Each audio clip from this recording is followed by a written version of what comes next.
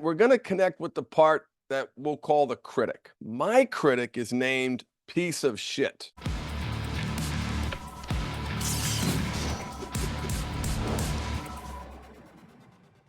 I am honored that you're here and listening to my voice. So what we're going to do today is take a deep dive into the body, and then we're going to connect with the part that we'll call the critic. Now, if your critic is like mine, my critic is named piece of shit. Pardon the language. That's what I used to say to myself whenever I made a mistake. Now, that part has evolved. It has a new name. It's POS. It's my favorite part. It is literally the cornerstone of my recovery, my love for self. I recognize that that might not be where, I know that's not where everybody is right now, but the critics that you guys have, my guess is pretty rough. Beats yourself up in a pretty significant way. Doesn't make you perform better, makes you perform worse. So what you're doing isn't working. Let's begin. Sit back in your chair, lie down on a couch, have your body fully supported, and begin by taking 5 big, deep breaths.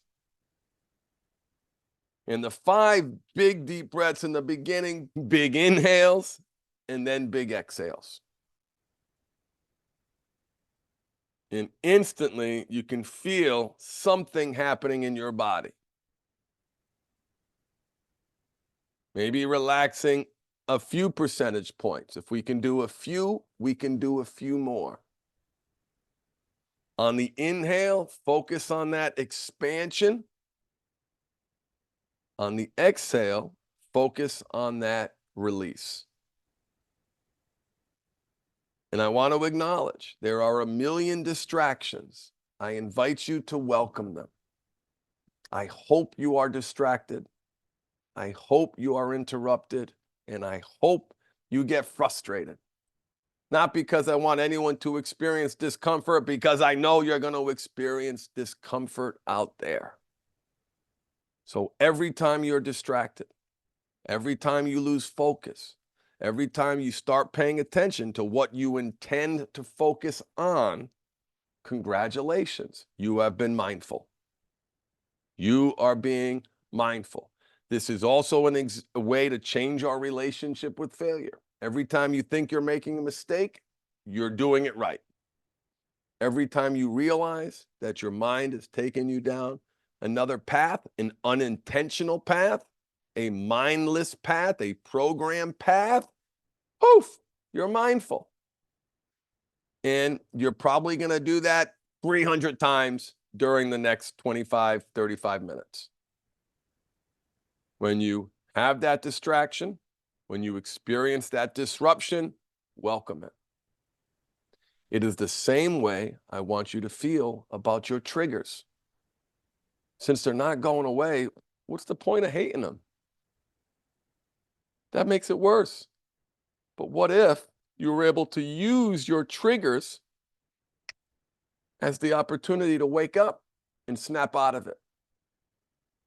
What if you were able to dial into that feeling in your body, the thoughts that you have? And that's the cue, that's the prompt, that's the trigger to wake up. So what we're doing, men, is we're training the spotlight of our mind to focus on what we choose to focus on.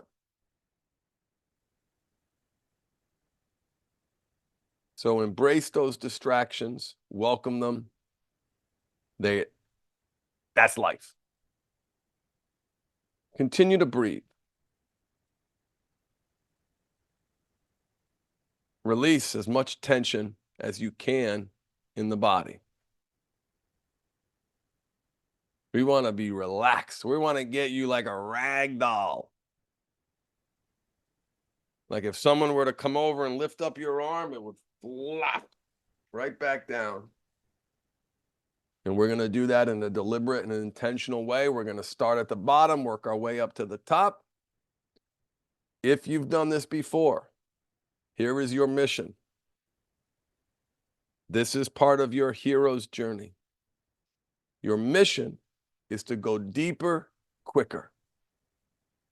That means release more tension, feel more relaxed, create more safety, focus a tiny bit better more than you used to.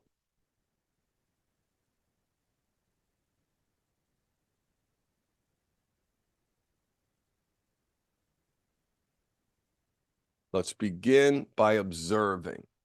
You are the observer. You are the watcher. You are now watching the watcher. You are observing the thoughts, observing how you feel in your body. Before we do anything with the body, it would be right, I think, if we didn't start by paying attention to the thoughts.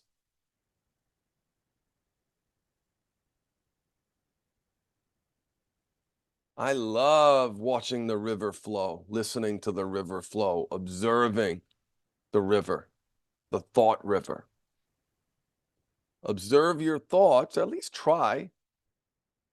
Pretend like you're watching a natural phenomenon. You are. One of our greatest gifts is also one of our greatest curses. We can think and we remember. And we're creatures of habit. So we repeat those negative thoughts often over and over again. Worse than repeating them is we believe them. I promise you will learn that you are not your thoughts. I promise you will learn that you can attach to thoughts of your choosing. And I'll give you an example. We'll do it right now. When you fail, what happens? How do you feel about yourself? What are the thoughts that you have? What meaning do you attach to that failure? That failure means you're a worthless piece of crap. That failure means you are bad. So you're attaching meaning to that failure. That's the habit. You're attaching this meaning to this event. All in your mind. There could be another scenario where you learn from your mistakes, where you don't beat yourself up because you realize that that only makes it worse.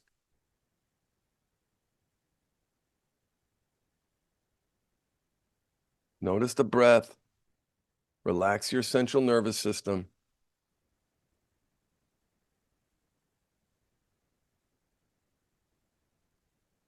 And what meaning can you attach to this event? I invite you in this moment to attach an amazing amount of meaning to this exercise, this community right now. This is a stepping stone on your hero's journey. You've chosen to take time out of your ridiculously busy day to prioritize your well-being, to train the mind, the heart, and the spirit. Celebrate that. In your mind, right now, attach positive meaning to this event. This exercise has the chance to completely change the way you think about your critic part. If it doesn't, it'll help you connect with it deeper, give you more tools. Celebrate that choice. Honor that choice. No matter how bad you are, you're here. That's attaching meaning. Meaning to your presence, meaning to the community, meaning to your choice, meaning to your decision to honor your mind, body, and spirit. If you can attach meaning when things are bad, why can't you attach meaning when things are good? Or why can't you attach meaning to give you an alternative perspective that is likely more accurate and produces better results? You can, and you are. Celebrate this moment. This moment where you learn to regulate your central nervous system. Let's start relaxing. I like to start at the bottom. Release as much tension as you can in your feet. We're going to work our way up to the body, then we're going to get to the part. We're going to prime the pump first. We're going to relax. I want you to be more relaxed than you've ever been in your life. So what we're going to do, and here's the technique, is on the inhale, you focus on the body part. On the exhale, you let go of the tension. You release the tension. So let's kind of curl our toes up, like we're making a fist, but with our toes, and then spread them out really, really wide. Curl them again, spread them out really wide, and relax them. Feel that relaxation. The ball of the foot, the arch, the toes. And if you pay really careful attention, you can release the tension in each toe. In the beginning, it's a clump of toes, but eventually you can literally release the tension in each individual toe. Relax the tension in your arch, in your heel. On the outside of your foot. Think of all the bones, the tendons, the muscles. Relax. And if you find that you have to move, try to stay still. It's not going to be for a long time, but if you have to move, notice you have to engage muscles to move. You must have tension to move, and try to relax. See if you can get back to that baseline.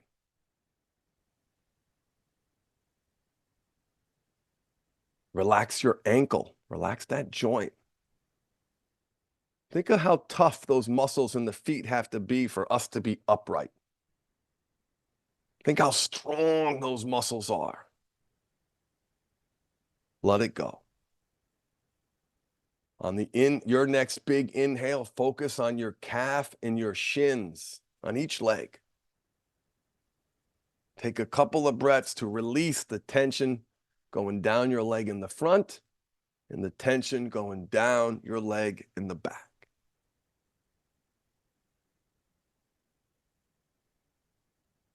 And one thing I invite you to do, if you can, slow down your breathing. Slow down the length of your inhale. Slow down the length of your exhale. Doing that triggers the vagus nerve. Doing that tells your body that you are safe. You cannot breathe with long inhales and long exhales if you are not safe. So there's something very special about the vagus nerve, and we seem to be learning more and more about it and how important it is.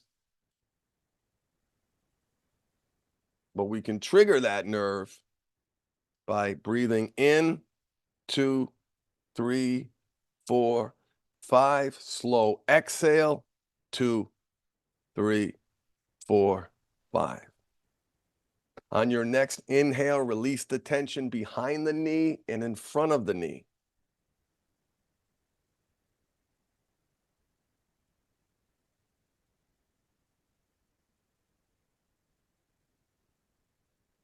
Your next inhale and exhale, focus on your thighs and your quadriceps.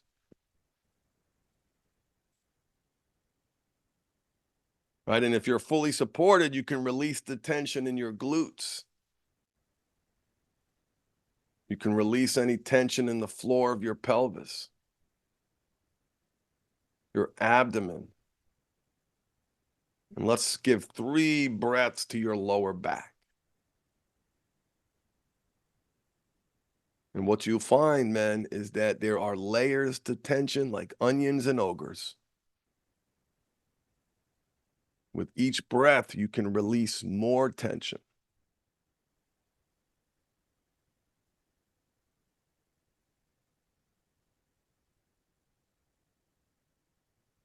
And of course, the mind has all this to say, has that to say. One of the key lessons, men, is the more you focus on your body and your breathing, the less you're able to focus on your chattering mind. So you're shining the spotlight of your mind on your body parts and on your breath. Release the tension in your middle chest, middle back.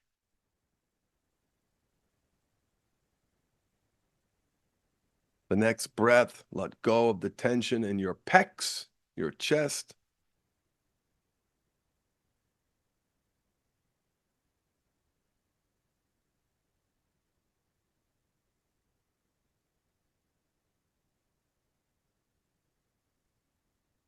And you may notice there's more pressure on the chair. Your body is less bound up like a sack of potatoes. Sink into it and let it go. When your mind drifts away, gently bring it back. Let's go to the fingers. Release the tension in your fingers, in your hand, the palm of your hand, the back of your hand.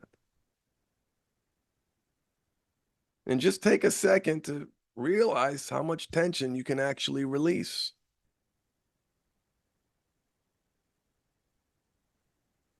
Your wrist,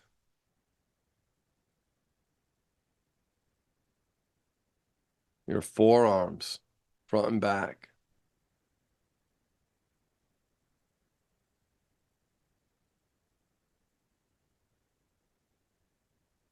Release the tension in your biceps and triceps, in your shoulder.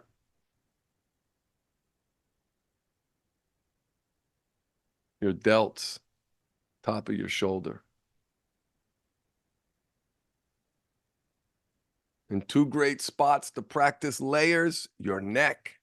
3 breaths on your neck. Big inhales, big exhales, focused. Now, it's a hard part to release because your head has to be supported.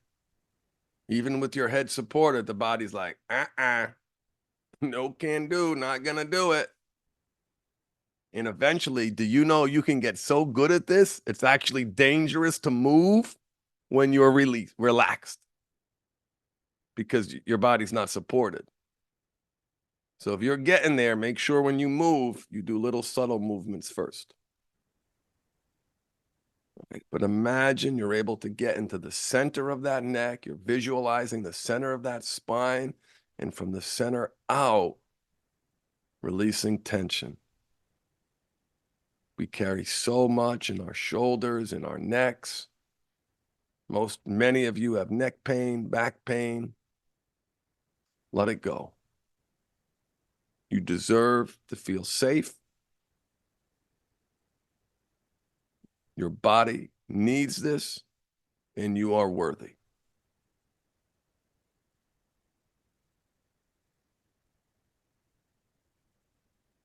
Now let's work on the face, my favorite part of the whole body to release because most communication is nonverbal. Most of that is in the face. Our face reveals. How many of us have partners who say, "You look like something's wrong"? It's in our face. All right, but now let's let it go. Sink into that chair. Relax the tension in your forehead. Imagine like hot honey coming down from the top of your head like you see in the anatomy posters, and release those muscles. Let go of that tension. From the top of the head to the bottom of the head, release the tension in your forehead.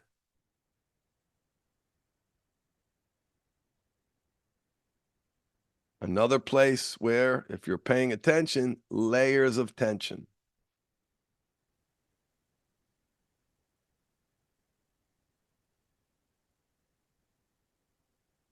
Release the tension in your eyebrows. Yeah, you need muscles to make them go up and down. Let it go.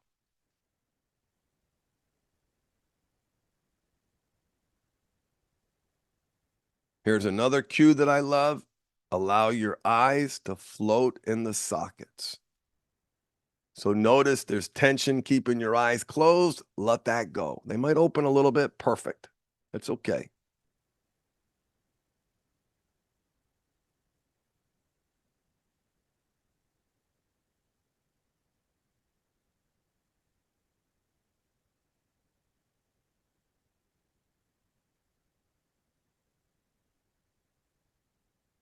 your temples.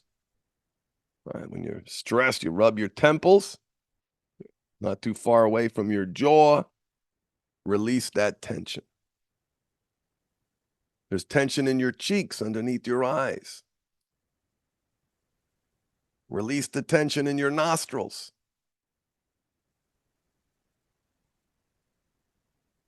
Release the tension where your mustache is, or was, or would be. Relax your lips. Your face is turning to mush, jelly.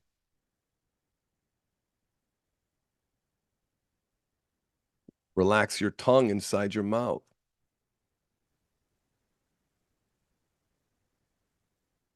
I don't think you can do this, but I like the prompt anyway. Relax your gums. I always feel something when I do that, even though I don't think I'm doing anything, but throwing it out there for you to play with. And remember, when your mind drifts to your thoughts, gently bring it back. Congratulations. You're being mindful.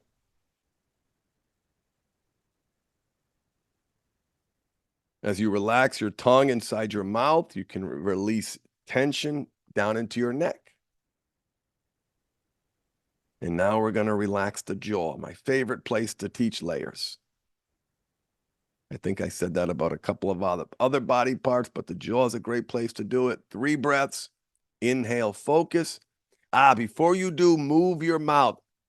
Open, closed, jaw left, jaw right, pucker. Brings an awareness to the muscles. Let it go. Relax as much as you can. 3 breaths specific to the jaw.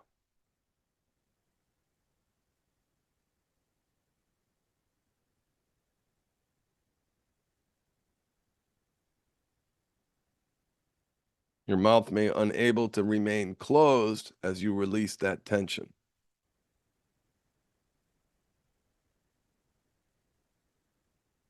Each exhale is still making you heavier, still releasing more tension. We could spend another hour on the body, and some of the guys on the retreat, we did one of these exercises, but we're going to move on. But before we do, scan from the top of your head, still lying back, still relaxing. Let it go.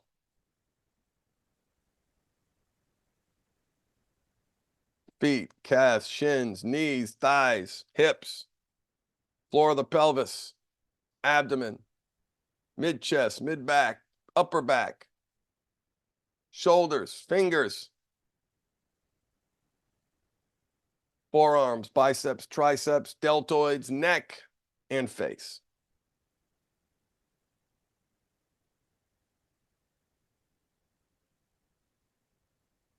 And through it all, there's probably, I bet you didn't do it right. I bet you made a lot of mistakes. Maybe you're even beating yourself right now as we speak. Perfect. I want you to observe the part of you that criticizes and judges you. For some of us, that part is brutal. For some of us, that part makes us feel like we are worthless pieces of garbage. Despite being kings, despite in the 100 billion people that ever lived on this planet Earth, in the top on so many categories,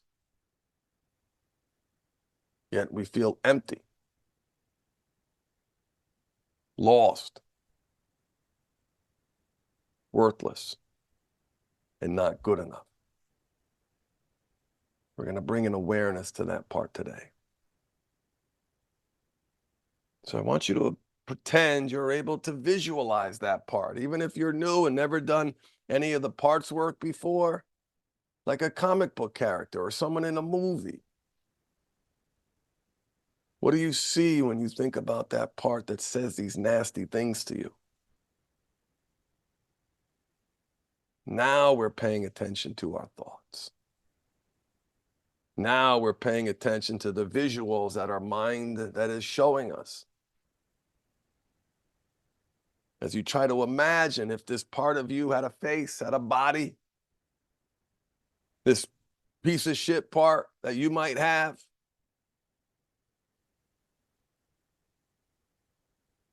notice what comes up.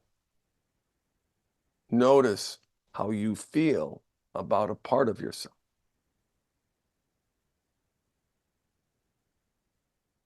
These parts have catchphrases and thoughts that they repeat to ourselves over and over and over again. What's yours? You stupid idiot. You piece of shit. Garbage. Loser. I want you to imagine, using the suggestive power of the mind, relive what the critic says.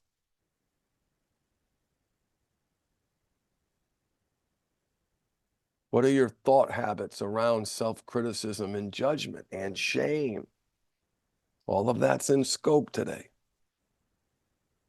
The shame part, the critic part, the judger part, the not good enough part, that's what we're talking about. Imagining what that part looks like. Taking note of what that part thinks. Noticing how that part might feel in our body. How do you feel when that part awakens and you actually feel worthless, unlovable? Someone who deserves to be alone. Someone who deserves to be punished. Someone who failed again.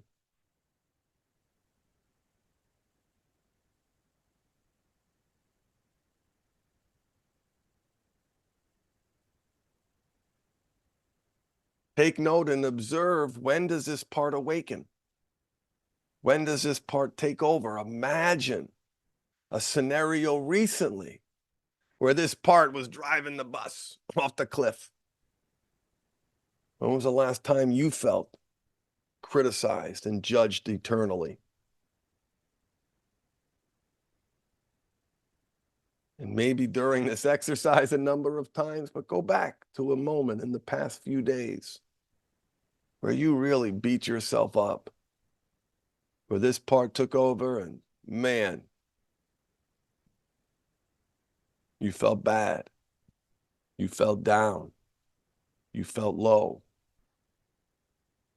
Who were you with? What was said?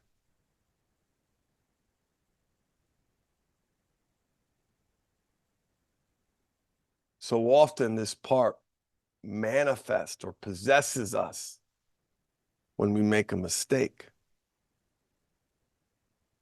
when we fail.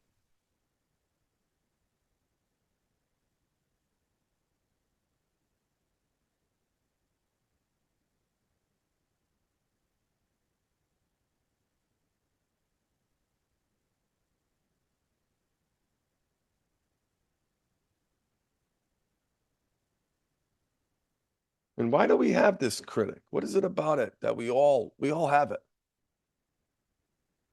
We'll get into where he came from, but what is this part's job? You go to HR, pull the file on this part. What does it say? Well, the critic's job is to identify failure. The critic's job is to make you better. The critic's job is to make sure this failure doesn't happen again. So I'm going to beat you up to make sure that message is clear. This part is a very important job, albeit with some terrible outcomes. But you must understand the role that this part plays, the needs that this part is meeting. If this part had a goal, what would it be?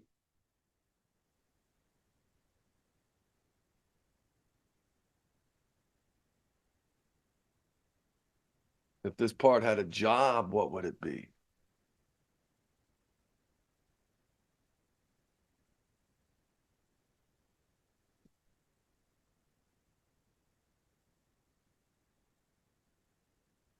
Make sure you don't make mistakes, I propose. Make sure you don't do stupid things. Beat you up when you do so you won't do it again.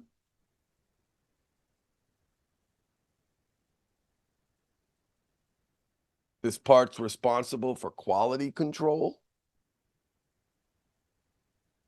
Wait a minute. This part's actually trying to make you better. Highlight mistakes. Appreciate the severity of your sins and failures.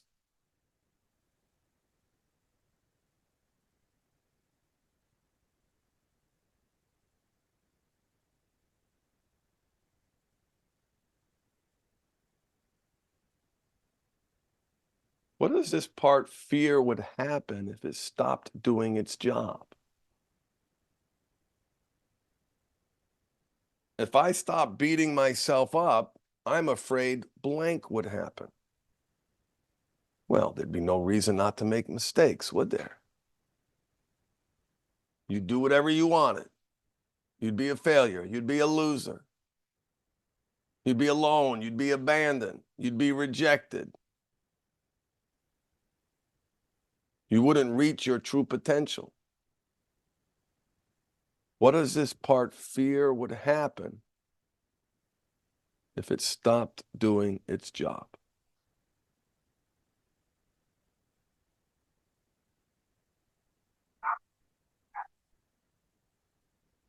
Think about that.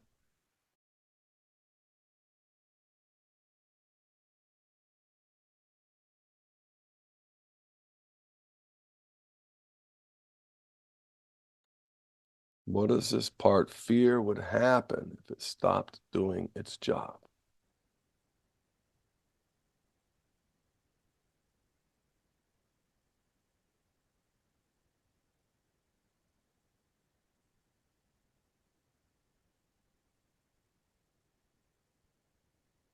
Like a great comic book character, this part has an origin story. One, there's a natural biology to focus on problems and want more, and not be satisfied, to never be good enough. So we get the biology. There's also an environmental component to this part. This part was trained. I want you to go all the way back, as far back as you can remember. And try to imagine if you were writing a comic book or a movie about this villain. Where did he come from? Think about some of the thoughts that you have in your head. I'll give you an example. I was outside of Starbucks carrying coffees after getting fired, after getting hospitalized. Still had a few bucks to buy some coffees. I tripped on the sidewalk. Nothing fell. My first thought, nanosecond, faster than the speed of light. You stupid piece of shit. And that was at a time in my life where I was starting to pay attention. What a phenomenon. That happened so fast, faster than the speed of light, automatic, instantaneous. If I was a professional and thinking I was a piece of shit, I would have beat a world record. That's how fast it was. Trip, piece of shit. Automatic, instantaneous. That's a habit. I want you to think about your thought habits around criticism, self-judgment, self-abuse, shame. We learn that behavior. And we learned it when we were kids. For me, that's what my mother used to call me when she got angry, when she'd blow a gasket and said cruel things. But that's what she used to say. I learned that.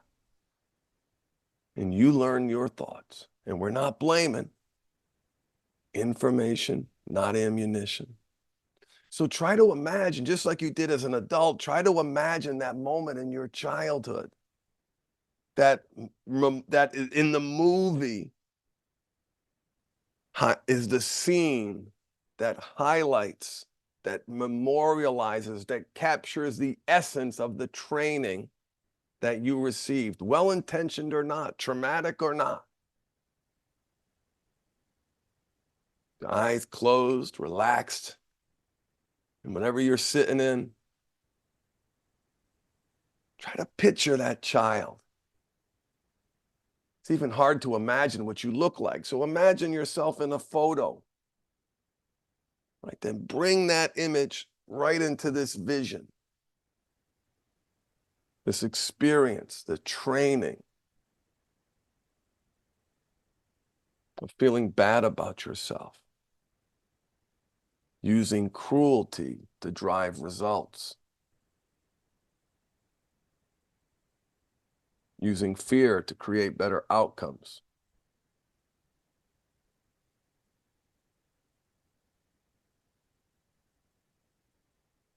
Using threats of physical punishment to perform better.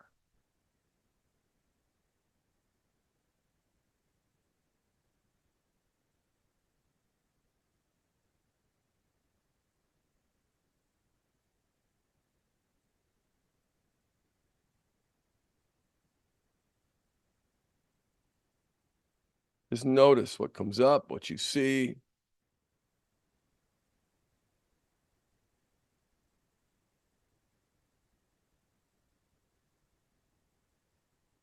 And you don't need trauma to have a part that is trained, although many of you do too.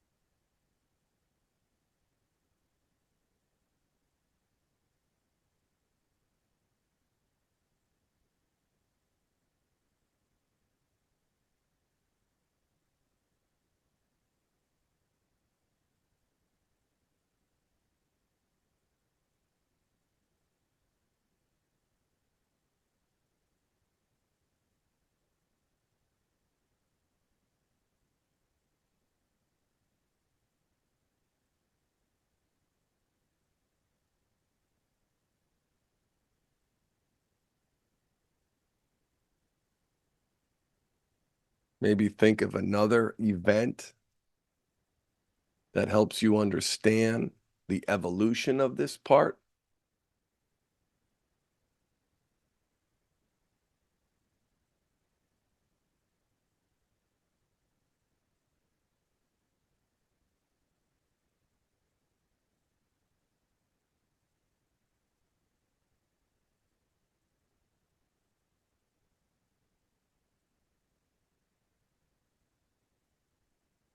If you got a kid, you can imagine your kid experiencing what you experienced. We're going to wrap up in 5 minutes. So stay with me.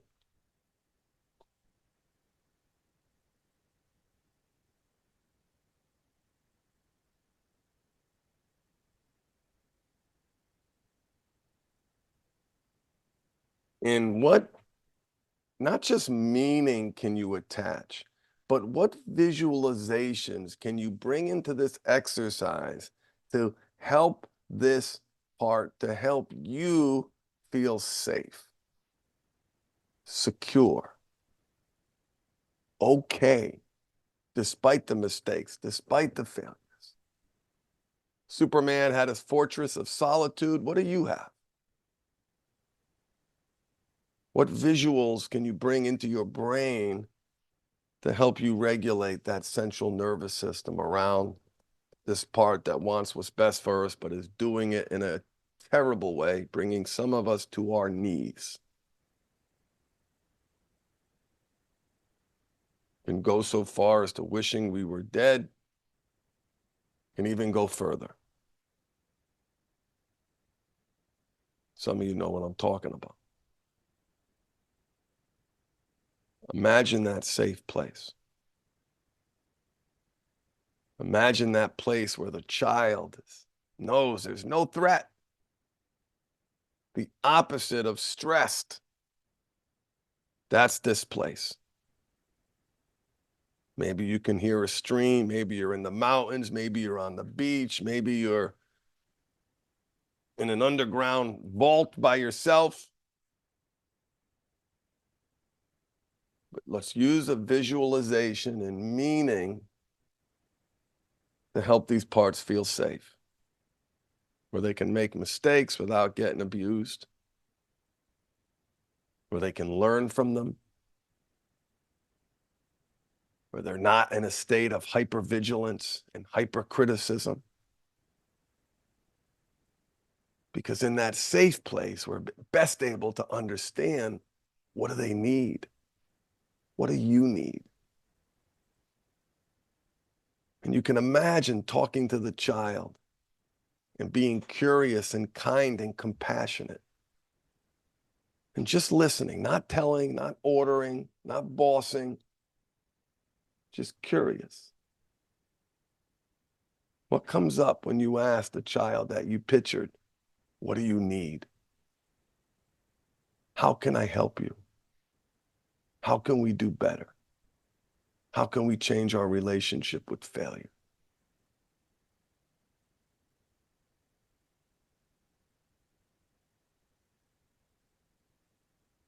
How can you feel safe, grounded, and connected?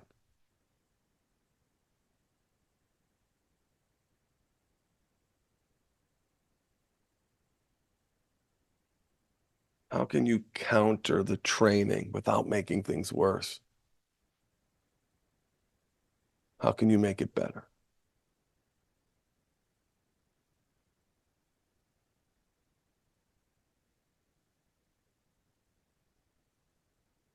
Continue to breathe.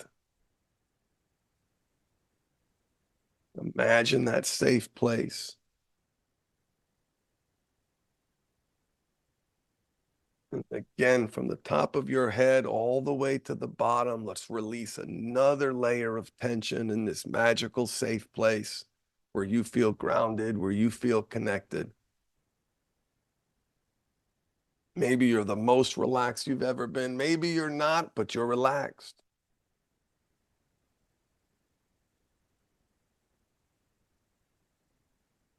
And let's shift our focus away from our thoughts, but into our body. Our body is talking to us. We don't need thoughts to communicate.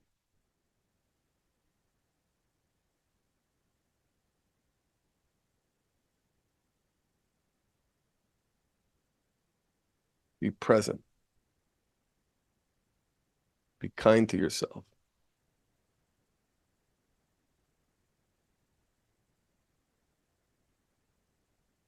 Celebrate your commitment. It's been 50 minutes of mindfulness, of relaxing. 50 minutes of learning to regulate your nervous system. Learning to change your relationship with this part, this critical part. You need this part. You don't want this part to go away. Think about this part's new job, finding flaws, finding mistakes, making you better, increasing quality. This part doesn't go away. You don't want it to go away. But we could do without the baggage. We could do without the shame. We certainly don't need to believe the ridiculous things that this part tells us because we learned it in childhood. No.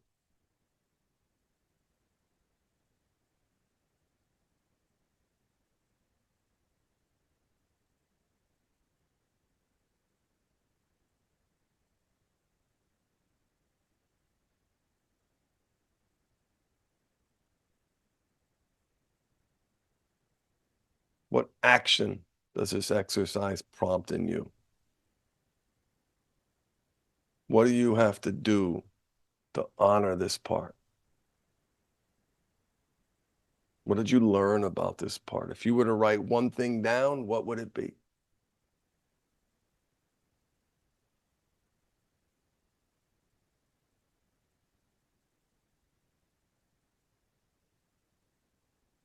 If you were to repurpose, reclaim, and evolve this part, what job would it have? What role would it play? This is one of your most special parts. As much damage as this part might be responsible for, as much healing, growth, and success. We need this part, brothers. You do not want this part to go away. That's apathy. Mm-mm. But you can retrain the critic to deliver better outcomes without feeling worthless. To take a moment to honor these broken parts, to love these broken parts, and for the pure sake of just practicing unconditional love to those parts right now. The worst of the worst critics, unconditional.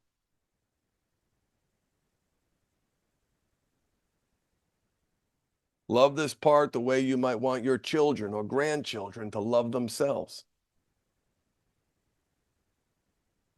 Lead this part to create better outcomes. You have the power. You have the awareness, and this part doesn't go away.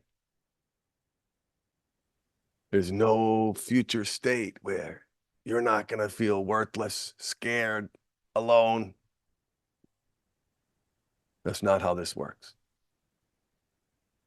Take a few more deep breaths, celebrate this moment, celebrate this accomplishment, celebrate your participation, celebrate your membership in this amazing community. Amazing community. And think about, in closing, what action does this exercise demand? And what can you do to nurture, honor, respect this very important part?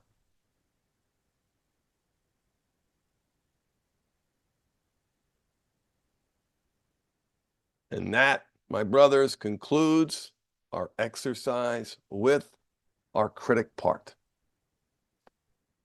So big your arms up ahead, stretch, get up, walk around, shake it out, and take notes. Take notes on where this part came from. Take notes on what this part looked like. Take notes on what this part needs. Take notes on the automatic thought habits that you pay attention to. Because here's the goal. You're using your awareness of the trigger and the thoughts to snap out of it. Every time I hear in my head, you piece of shit, uh-oh, I'm off. I need something. I got to step back. I got to reflect. I got to take time. Maybe I got to make something right.